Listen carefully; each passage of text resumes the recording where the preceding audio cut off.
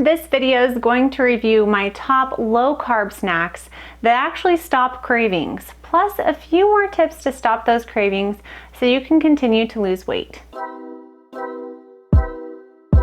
If you're looking for information on how to start and maintain a low-carb lifestyle, sustainable weight loss, and habit change, be sure to subscribe to this channel and follow me on Instagram. Also, turn the bell on to get notified each time I post a new video every week so that you never run out of ideas or inspiration. I'm Dr. Morgan Nolte, a geriatric physical therapist turned weight loss coach to help you prevent the conditions I was treating in the first place. A healthy weight and lifestyle can do wonders for preventing and reversing things like type 2 diabetes and heart disease. Now, I have a couple of things to cover before we get to the snacks. I know you want the snacks, but hang in there with me.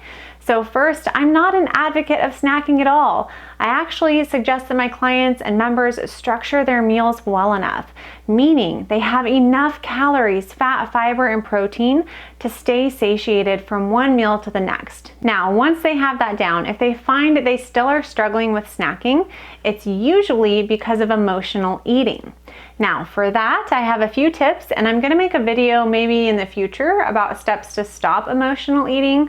So I'm not going to get into it today, but I do have just a few tips if you're struggling with snacking just because of emotions like being tired, mad, sad, procrastinating, feeling like you deserve food, etc. Here's just a few steps that you can take. Here are 3 steps that I recommend you use to stop emotional eating. And you have to actually do the work. Put pen to paper on this first one, and that's keep a food journal or diary. Every time you emotionally eat, I want you to go through these questions. What time is it? Where am I? Who am I with? What am I doing? What am I feeling? And how can I deal with that emotion in a way that doesn't involve food? Actually write it down. Number 2, find behavior patterns. So once you start keeping track of your existing habits, you can start to change them. We can't change a habit if we don't know that it exists. Number 3, make an implementation intention. This one comes from James Clear in Atomic Habits. I recommend weekly intentions. So here's a template, and an emotional eating example could be, I will log my food and reflect on the 6 emotional eating questions each night from 8 to 8:15 p.m.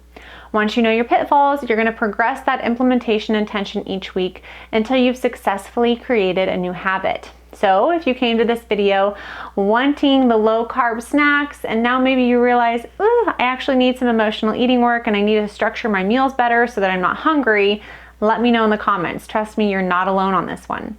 Often some coffee, a naturally essenced sparkling water, or some hot tea will curb your cravings until the next meal. So I definitely recommend starting there with those healthy fluids before you start with the food.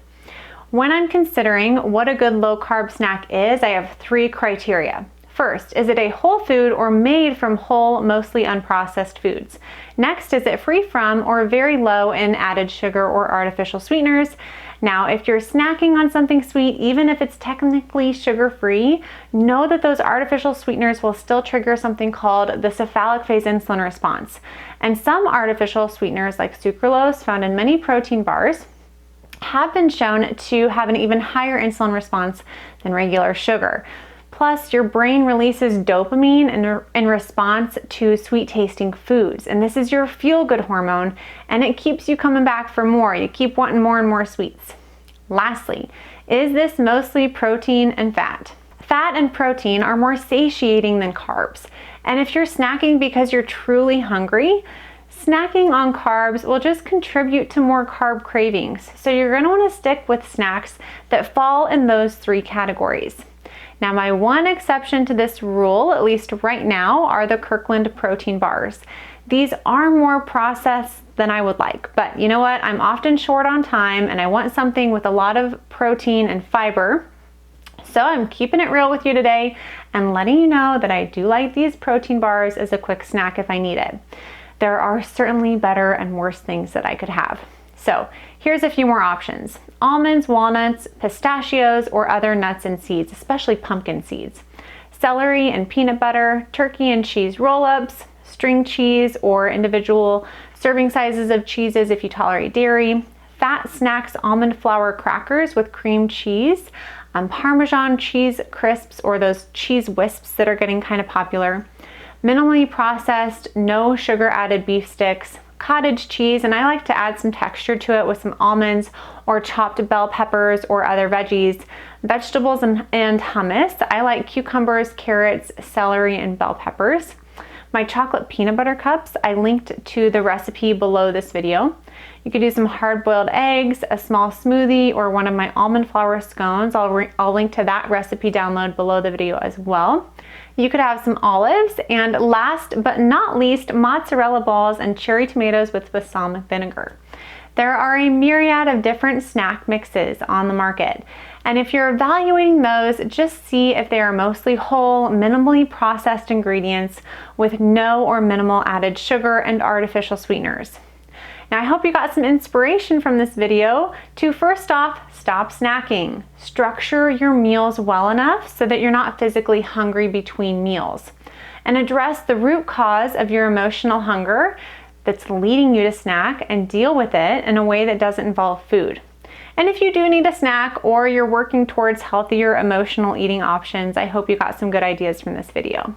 Again, I will link to both my chocolate peanut butter cups and a download to my smoothie recipe and scone recipe below this video. As always, thank you so much for your time and attention today. I really am here to help. So if you enjoyed this video, be sure that you give it a thumbs up, share it with your friends, subscribe to this channel, and turn the bell on to get notified each and every week when I post a new video. I will see you soon in the next one.